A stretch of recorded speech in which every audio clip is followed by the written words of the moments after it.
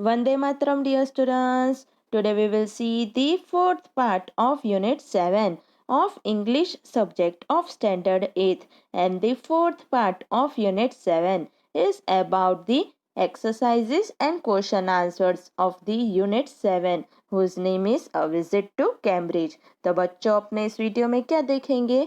Unit 7 के related कुछ question answer और exercises. Okay, shall we start? Okay, तो पहले टेक्स्ट बुक का पेज नंबर 104 निकालो. उसमें कॉम्प्रिहेंशन चेक है ना, वो निकालो. ओके, तो कॉम्प्रिहेंशन चेक में क्या कह रहे हैं? Which is the right sentence. तो आपको क्या ढूंढना है? कौन सा सेंटेंस राइट है वो ढूंढना है, सही है. ओके, तो first, Cambridge was my metaphor for England to the writer. Writer ऐसे कह रहे हैं कि कैम्ब्रिज था मेरे लिए इंग्लैंड का मेटाफर था. तो इसमें से कौन सा सेंटेंस राइट है? अब तीनों में से Cambridge was a reputed university in England, England was famous for Cambridge, या Cambridge was the real England. तो इनमें से कौन सा सेंटेंस राइट है? तो इसमें है third one right, Cambridge was the real England, यानी कि ये वाला सही है. ओके, अब सेकेंड वन. तो सेकेंड क्या है? The writer phoned Stephen Hawking's house. तो राइटर ने स्टेफन हॉकिंग्स के हाउस पे फोन किया था. तो अब इनमें से कौन सा सही सेंटेंस है? From the nearest phone booth, from outside a phone booth, from inside a phone booth. तो पास में, बाहर या अंदर जाकर. तो कौन सा सही है?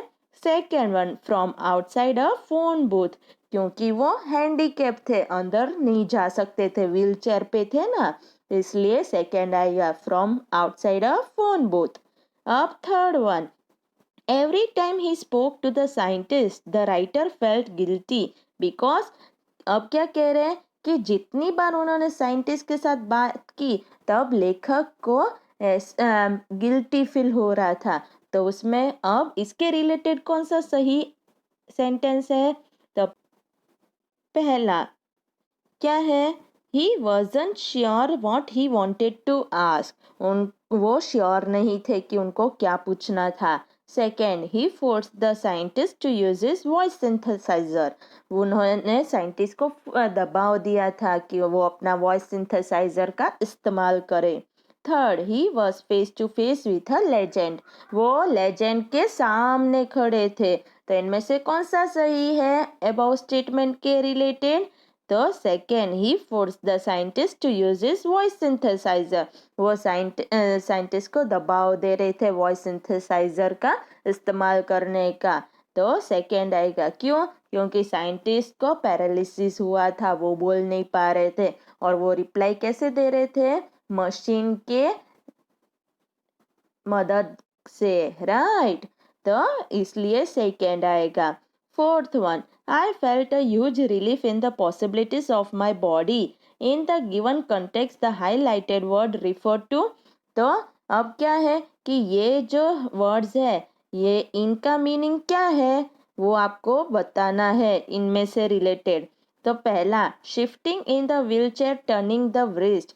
तो व्हील चेयर को ऐसे शिफ्ट करते हुए और अपने हाथ को ऐसे घुमाते हुए. और सेकेंड, स्टैंडिंग अप वॉकिंग, खड़े होकर चलते हुए. और थर्ड, स्पीकिंग एंड राइटिंग, और बोलते हुए और लिखते हुए. तो इस वर्ड्स को लेकर इनमें से कौन सा सही है? तो पहला, shifting in the wheelchair turning the wrist. वो क्या कर रहे थे कि अपनी व्हीलचेयर को ऐसे यहाँ से वहाँ सरका रहे थे और अपने कलाई को वो ऐसे घुमा रहे थे. क्यों? टाइम देखने के लिए, उनको आधा घंटा ही मिला था ना, इसलिए. तो ये फर्स्ट वन आएगा, राइट. अब क्या है? तो अब है वर्किंग विद द टेक्स्ट. तो इनमें पहला क्वेश्चन क्या है? Did the prospect of meeting Stephen Hawking make the writer nervous? If so why? तो क्या कह रहे हैं पहला क्वेश्चन कि स्टेफन हॉकिंग को मिलना लेखक के लिए नर्वस की बात थी. अगर थी तो क्यों थी ऐसे? द आंसर क्या आएगा? तो पहले का आंसर है yes, the prospect of meeting Stephen Hawking made the writer nervous because Stephen Hawking was the ablest scientist on the earth. तो हाँ, स्टेफन हॉकिंग को मिलना लेखक के लिए नर्वस की बात थी, क्योंकि स्टेफन हॉकिंग थे वो इस धरती पे सबसे काबिलियत वाले साइंटिस्ट थे. He was the worthy author of world renowned book A Brief History of Time. उन्होंने ये किताब लिखी थी. He had become the successor to Isaac Newton at the University of Cambridge. वो कैम्ब्रिज यूनिवर्सिटी में आइजैक न्यूटन के बाद उन्होंने जगह ली थी. Meeting with such a great personality made the writer nervous. और इतनी बड़ी पर्सनालिटी को मिलना लेखक के लिए नर्वस की ही बात थी. अब question 2. Did he at the same time feel very excited? If so why? तो वो नर्वस तो थे पर खुश भी थे क्या उसके साथ साथ? अगर थे तो क्यों थे? तो answer 2. Yes, he felt excited at the same time because it made him stronger to see somebody like him achieving something huge. तो हाँ, वो खुश भी थे साथ में क्योंकि उनके लिए ये बहुत ही बड़ी बात थी कि उनके जैसे कोई हैंडीकैप पर्सन वो इतनी बड़ी उपलब्धि प्राप्त कर रहे थे, तो वो उसको देखना था. This made him aware of the many possibilities present before him, thereby helping him to reach out further than he ever thought he could. तो ये क्या था कि ये उनके लिए बहुत बड़ी बात थी और वो उनके लिए पॉसिबिलिटी बन गई थी कि उनको देखकर उनको ऐसी प्रेरणा मिल रही थी कि मैं भी कुछ कर सकता हूँ और आगे जाकर मैं भी कुछ कर पाऊंगा. अब question 2. Guess the first question put to the scientist by the writer. तो राइटर ने साइंटिस्ट के सामने पहला क्वेश्चन क्या रखा था? Answer. The writer might have asked the scientist if he had been brave to reach where he had.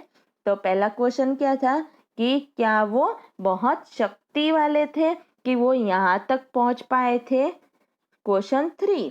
Stephen Hawking said, I have had no choice. Does the writer think there was a choice? Was it? What was it? तो Stephen Hawking ने क्या कहा था कि मेरे पास कोई choice नहीं थी. तो राइटर क्या सोच रहे थे, क्या उनके पास चॉइस थी? और थी तो वो कौन सी थी? Answer. The writer thought that there was a choice. तो राइटर सोच रहे थे कि उनके पास चॉइस थी. Stephen Hawking could have chosen to leave everything and be sad and depressed. तो स्टेफन हॉकिंग वो ये सब चीज़ें छोड़कर और दुखी हो सकते थे, डिप्रेस्ड हो सकते थे. He could have sulked. However, he chose to live creativity, knowing the reality of his disintegrating body. तो वो सब कुछ छोड़ सकते थे और उसकी जगह उन्होंने क्या किया था कि उनकी लाइफ बहुत ही बेहतरीन तरीके से रह रहे थे, भले ही उनकी बॉडी उनका शरीर उनका साथ नहीं दे रहा था तो भी. अब question 4. I could feel his anguish. What could be the anguish? तो ये सेंटेंस है कि I could feel his anguish. मैं उनकी मजबूरी उनका गुस्सा समझ पा रहा था. तो वो गुस्सा मजबूरी क्या थी? तो answer. Stephen Hawking's mind was active with many thoughts that he want to express. Stephen Hawking का दिमाग था वो बहुत ही एक्टिव था और उनके दिमाग में बहुत सारे ख्याल थे जो वो बताना चाह रहे थे. However, his thoughts came out in phrases without reflecting his feelings or emotion. भले ही उनके विचार थे वो फ्रेजेस में, शब्दों में और सेंटेंसेस में आ रहे थे बिना ही कोई इमोशंस और फीलिंग्स के. His sentences were mere lines without any sentiments. उनके सेंटेंसेस थे वो सिर्फ लाइंस थे, उनमें कुछ ही भी सेंटिमेंट नहीं था, कोई इमोशन नहीं था, फीलिंग्स नहीं थी. The writer felt he could understand his anguish and frustration at that. तो लेखक समझ पा रहे थे उस टाइम कि उनको कितना गुस्सा आ रहा होगा और कितना फ्रस्ट्रेशन हो रहा होगा. Question 5. What endeared the scientist to the writer so that he said he was looking at one of the most beautiful men in the world.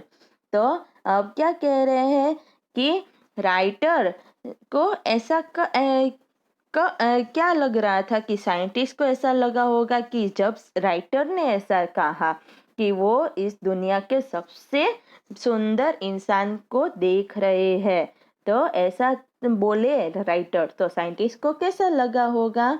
Answer answer क्या है? The writer asked Stephen Hawking if he found it annoying that someone like him came and disturbed him in his work. तो क्या कह रहे हैं कि लेखक ने जब पूछा स्टेफन हॉकिंग को कि क्या उनको गुस्सा आ रहा है कि कोई उनको मिलने आया और उनको डिस्टर्ब कर रहा है, to his query, the scientist replied in the affirmative, frankly and honestly. और ऐसा पूछने पर साइंटिस्ट ने उनको फ्रैंकली, सही सही और बोल दिया कि हाँ मुझे गुस्सा आ रहा है, पॉजिटिव जवाब दिया था, right? Then he smiled his one-way smile and this was what endeared him to the writer. और फिर वो हंसने लगे थे। इससे लेखक को क्या हुआ था पता चल गया था। The writer felt that he was looking at one of the most beautiful man in the world. फिर लेखक ने को ऐसा लगा कि मैं दुनिया के सबसे ब्यूटीफुल इंसान, सुंदर इंसान को भी देख रहा हूँ। अब question 6, read aloud the description of the beautiful man which is the most beautiful sentence in the description. तब क्या कह रहे हैं कि आपको जोर से पढ़ना है कि ब्यूटीफुल मैन यानी कि सबसे सुंदर पर्सन है, उसका डिस्क्रिप्शन आप कैसे करोगे और इसमें डिस्क्रिप्शन में सबसे सुंदर लाइन कौन सी है, तो ऐसा कह रहे हैं। ओके, तो आंसर क्या है? The sentence describing the inner glow of Hawking's personality, which makes his physical look irrelevant, is probably one of the most beautiful description of beauty.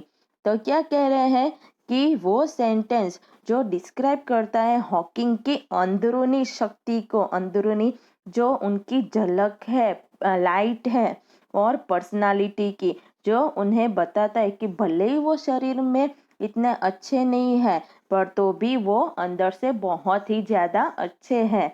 यही सबसे अच्छी बात है ब्यूटी की, राइट? सुंदरता की। तो सुंदरता जरूरी नहीं है कि हमें बाहर से ही दिखाई दे, सुंदरता अंदर से भी होनी चाहिए। ओके, तो इतना समझ में आ गया? ओके, तो अपने आपको क्या करना है कि अब इतने क्वेश्चन आंसर्स और एक्सरसाइजेस को एक्स्ट्रा रफ नोटबुक में लिखना है और आगे की एक्सरसाइज और क्वेश्चन आंसर्स अपने नेक्स्ट वीडियो में देखेंगे। ओके, वंदे मातरम।